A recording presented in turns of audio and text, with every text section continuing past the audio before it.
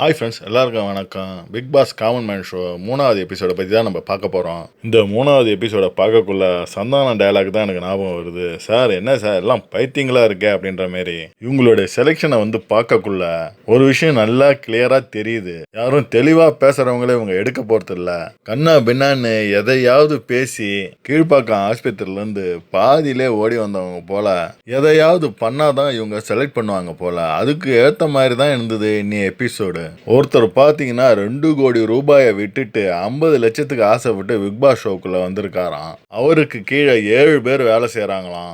அவங்க கீழே 70 பேர் வேலை செய்யறாங்களாம். இவரு எல்லா வேலையும் இவர் அசைன் பண்ணி கொடுத்துட்டு பிக் பாஸ்க்குள்ள வந்துட்டு பிக் பாஸ் உள்ள டைட்டில் வின் பண்ணிட்டு அந்த 50 லட்சத்தை எடுத்துக்கின்னு போய் இவரு இன்னைக்கு பண்ற வேலையில 2 கோடி சம்பாதிக்கிறாரு. அது அப்படியே 10 கோடி ஆக்கி அப்படியே 1000 கோடியை ஆக்கி திருப்பி அடுத்த வருஷம் பிக் பாஸுக்கே இவரு சோறு போட போறாராம். அதாவது ஸ்பான்சர்ஷிப் கொடுக்க போறாராம். இதை கேட்டுட்டு 3 ஜட்ஜஸும் நீ தாண்டா என்னுடைய செல்ல மகன் அப்படின்ட்டு யூ ஆர் குவாலிஃபைடு அப்படின்னு சொல்லிட்டு குவாலிஃபைடு கார்டை கொடுக்குறாங்க. இன்னைக்கு பேசின எல்லா பயல்களும் ஒரு மாதிரி தான் பேசியிருக்காங்க.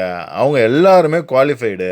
ஒழுங்கா பேசி காமன் மேனா இருக்கிறவங்கள அப்படியே ஓல்ல வச்சுட்டாங்க. இவங்க காமன் மேன் ஷோவில் காமன் மேனை எப்படி தான் எடுக்கிறாங்க அப்படின்ட்டு இவங்களோட ஸ்கேமிங் சரி, இவங்களோட பித்தலாட்டத்தையும் சரி தெள்ளத்திலே வெளிச்சம் போட்டு கார ஆரம்பிச்சிட்டாங்க. எல்லா தொலைக்காட்சியும் சரி யூடியூபர்ஸும் சரி இப்பெல்லாம் கழுவி ஊற்ற ஆரம்பிச்சிட்டாங்க அந்த காமன் மேன் ஷோவை. இன்னி எபிசோட்ல பார்த்தீங்கன்னா ஃபெரோஸ் கான் என்றவர் முதல்ல வராரு. நான் ஒரு என்டர்பிரனர், நான் ஒரு பெரிய பிசினஸ் மேன், எலான் மஸ்க் தான் என்னுடைய சுப்பீரியரான ஒருத்தர், அவருக்கு கீழே நான் தான் அடுத்த லிஸ்ட்ல இருக்கேன் அப்படி இப்படின்னு செம பில்டப்பை கொடுக்குறாரு. ஏம்பா நீ ஃபேக்கா இருக்க மாதிரி தெரியறியப்பா. சரி ஓகே இந்த டாஸ்கை பண்ணு அப்படின்ட்டு ஒரு பலூனை கொடுத்து அந்த பலூன் தட்டிக்கினே பேண்ட்டு அங்கே இருக்கும், ஷர்ட் இருக்கும், அதை நீ போடணும் அப்படின்னு ஒரு டாஸ்கை கொடுக்குறாரு. டாஸ்கை பார்த்தீங்கன்னா சூப்பராக பண்ணிடுறாரு. இருந்தாலும் ஏதோ ஒன்று குறையுது அப்படின்னு சொல்லி ஓல்ல வச்சுட்டாங்க அவரை. கரெக்டான டெசிஷன் தான். பேச்சு திறமை அவர்கிட்ட கொஞ்சம் கூட இல்லை, கொஞ்சமாக தடுமாறுறாரு. ஸோ இதை கரெக்டாக கண்டுபிடிச்ச ஆரி அவருக்கு ஓல் கார்டை கொடுக்குறாரு. அடுத்து பார்த்தீங்கன்னா காமாட்சின்னு ஒரு கேப் டிரைவர் வராங்க. அவங்களோட சிங்கிள் மதர்ஸ்னு சொல்லிடுறாங்க. உங்ககிட்ட என்ன திறமை இருக்கு அப்படின்னு சொல்லக்குள்ள நான் ஒரு பேச்சாளர், பேச்சு திறமை இருக்குன்னு சொல்லக்குள்ள பிக் பாஸுக்கு பேச்சு திறமை மட்டும் போதுமா அப்படின்ற மாதிரி ஆரி கேள்வி கேட்குறாரு. இந்த ஆரி மட்டும் என்னத்தான் பண்ணிட்டாரு, பேச்சால தான் பிக் பாஸ் ஷோவில் நேர்மையா இருந்து பேச்சை மட்டுமே டேலண்டாக வச்சுக்கின்னு தான் அவர் சீசன் 2ல கப் அடிச்சாரு. இந்த 3 ஜட்ஜஸும் எதை எதிர்பார்க்குறாங்கன்னே புரியல. காமன் மேனுக்கு எல்லா திறமையும் இருக்கணும்னு அவசியமே கிடையாது. ஏதாவது இவங்க கிட்ட ஒரு திறமை இருக்கணும் அப்படின்ற மாதிரி தான் இவங்க எதிர்பார்க்குறாங்க. இப்படி திறமை இருக்கிறவங்க தான் வரணும்னு இவங்க எதிர்பார்க்குறவங்க முதல்ல இந்த திறமை இருக்கணும், இப்படியெல்லாம் இருக்கிறவங்கள மட்டும்தான் அங்கே எடுப்பேன்னு சொல்லி ஆட் கொடுத்துருக்கணும். எந்த ஒரு ஆட்லேயும் எதுவும் சொல்லாமல் உங்கள் ஒரு 2 நிமிஷம் வீடியோ மட்டும் அனுப்புங்க அப்படின்னு சொன்னாங்கன்னா என்ன ஆகுறது?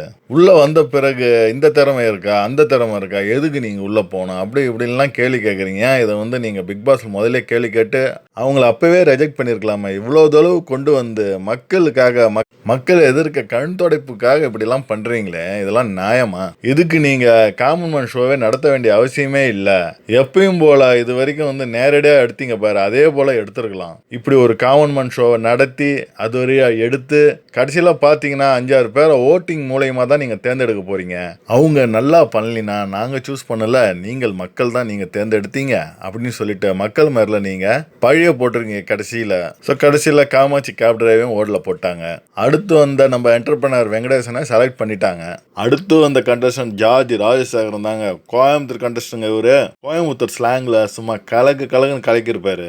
அவர் பேசுற விதமே எல்லாருக்குமே பிடிச்சி போச்சு, ரசிக்கிற மாதிரி இருந்துச்சு. இவர் பார்த்தீங்கன்னா 2004 மெடிக்கல் ரெப்பா ஒர்க் பண்ணிட்டு இருக்காராம். இவருக்கு பார்த்தீங்கன்னா நகைச்சுவை நடிகராக ஆகணும்னு தான் இவருக்கு ஆசையாம். அதுக்காக அங்கே வந்தீங்க, நீங்க நகைச்சுவை நடிகராக போயிருக்கலாமே அப்படின்னு கேட்டிருப்பாரு ஆரி. நிறைய இடத்துல போய் சான்ஸ் தேடி எங்கேயுமே எனக்கு கிடைக்கல. இந்த காமன் மேன் ஷோவை பார்த்தவன இதுதான்டா நமக்கு உண்டான பிளாட்ஃபார்ம் அப்படின்னு நினைச்சு இங்க வந்துட்டேன் அப்படின்னு நகைச்சுவையா சொல்லியிருப்பாரு. ஸோ ஜட்ஜஸ் எங்களை எல்லாருமே கலாய்ச்சி பேசுங்க அப்படின்னு சொல்லியிருப்பாரு ஆரி. ஓயோலாம் பயங்கரமா கலாய்ச்சிருப்பா போல, ராஜுவை பங்கம் பண்ணியிருப்பா போல. முட்டைக்கண்ணை வச்சுக்கிட்டு அங்கிட்ட நடந்துக்கிட்டு ஒன்றும் பண்ணாம கப் அடிச்சுட்டு போயிட்டாரு.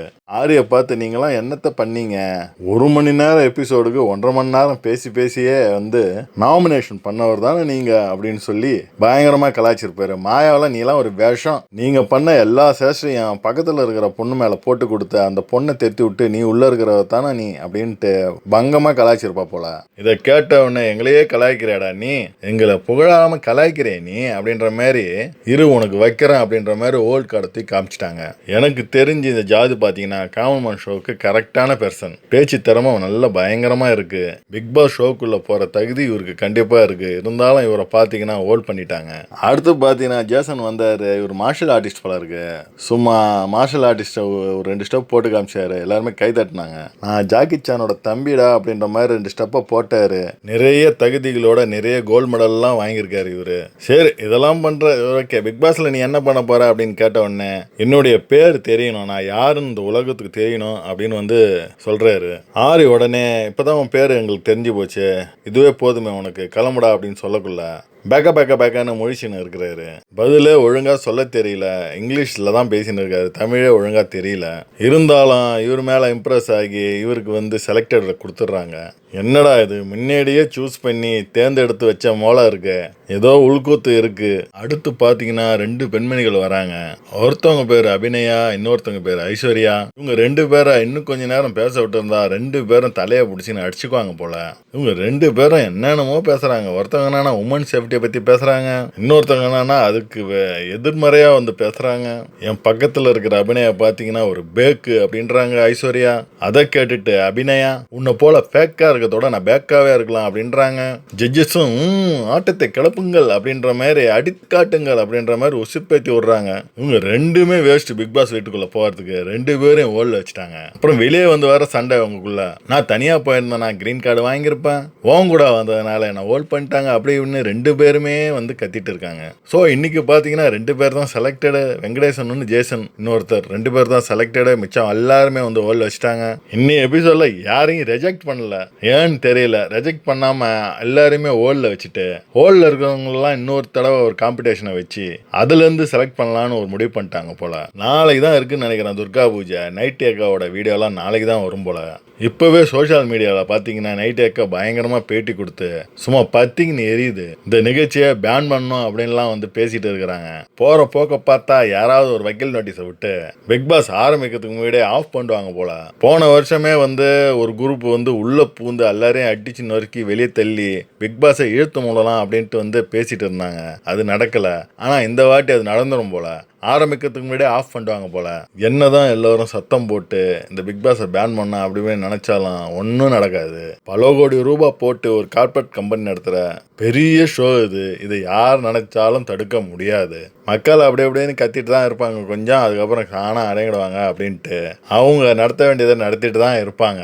ஏதோ இனி வரும் எபிசோடாவது நேர்மையா காமன் மேன் ஷோனா யார் காமன் மேன் சரியாக தேர்ந்தெடுத்து எடுக்குமாறு விஜய் டிவியை கேட்டுக்கொள்கிறோம். ஸோ நாளைக்கு அடுத்த எபிசோடில் அவங்கள சந்திக்கிறேன். பாய். மறக்காமல் சப்ஸ்கிரைபும் லைக்கும் பண்ணிவிடுங்க.